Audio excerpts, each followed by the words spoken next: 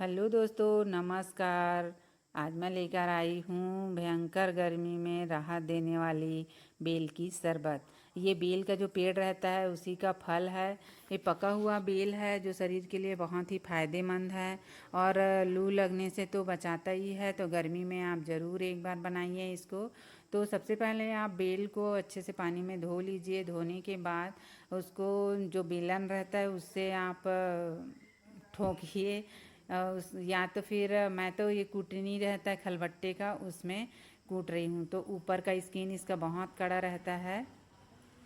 फिर हल्के हाथों से उसको मारने से तो होगा नहीं, तो अच्छे से पिटाई कीजिए इसका।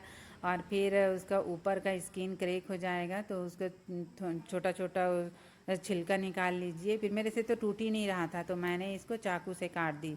चाकू से काटने के बाद देखिए 2 टुकड़ा हो गया, कितना अच्छा दिख रहा है। यम्मी। बेल तो खाने में इतना फ़ायदेमंद है, विटामिन सी रहता है और हमारे शरीर में बहुत सारे तत्वों की कमी रहती है, उसको ये पूरा करता है। तो आप गर्मी में ज़रूर से बेल का शरबत बनाइएगा। ये शरीर के लिए बहुत ही गुणकारी है। ये थोड़ा हार्ड रहता है, बस तोड़ने में और उसका पल्प निकालने में मेहनत है थोड़ा सा।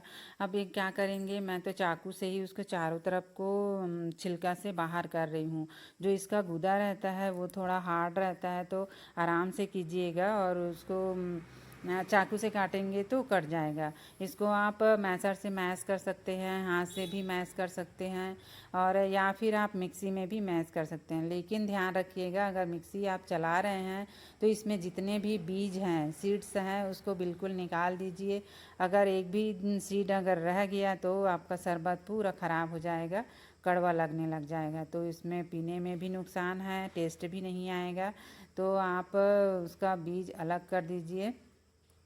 और या तो आप हाथ से मैश कर रहे हैं तो बीज अलग करने की ज़रूरत नहीं है। सारी उसके पल्प को, गूदा को अलग एक बड़ा सा बाउल में निकाल लीजिए। और ये हार्ड रहता है, इसके छिलके में जितना भी लगा रहता है सबको आप खरोच कर निकाल लीजिए, क्योंकि अंदर का सब उसका ही यूज़ करेंगे। ऊपर का हार्ड वाला पोर्शन ही बाहर होगा। तो सारे गुदा को इसका निकाल लीजिए खरोच कर। और ये गर्मी में लू से तो बचाता ही है, शरीर के लिए बहुत फ़ायदेमंद है। ये मार्केट में तो ऐसे ही मिल जाता है 10-20 रुपए में। अगर आप गांव से हैं तो गांव में तो बहुत बेल का झाड़ रहता है, उसमें अभी इस सीज़न में बेल फला रहता है और पकता भी है।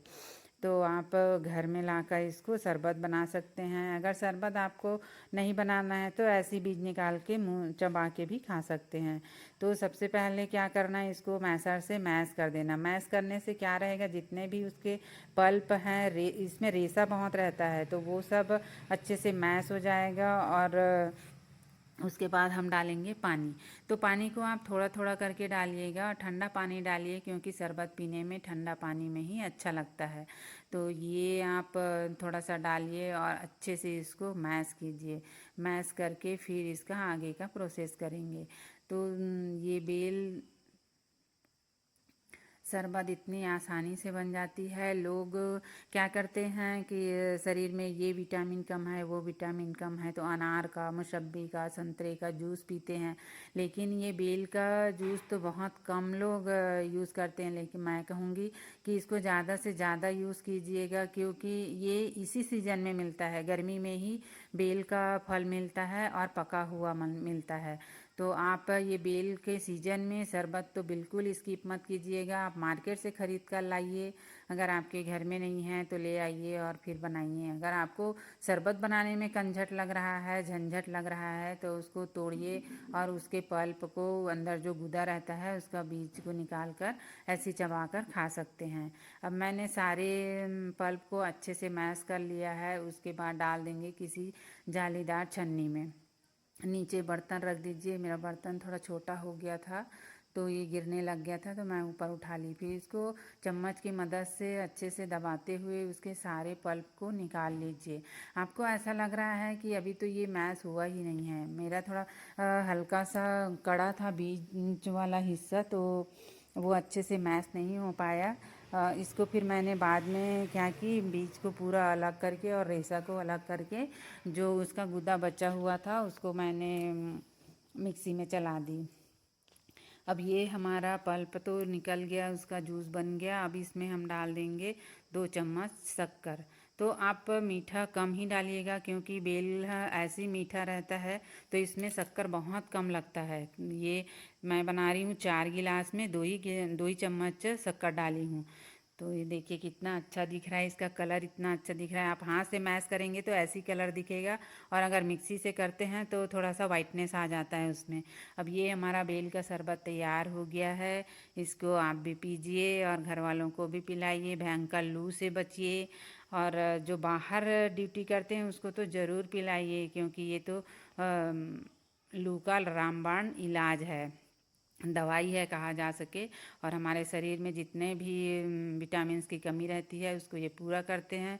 तो आप भी एक बार ज़रूर बनाइएगा और पीजिएगा। मेरी वीडियो अच्छी लगी हो तो लाइक शेयर सब्सक्राइब ज़रूर कीजिए।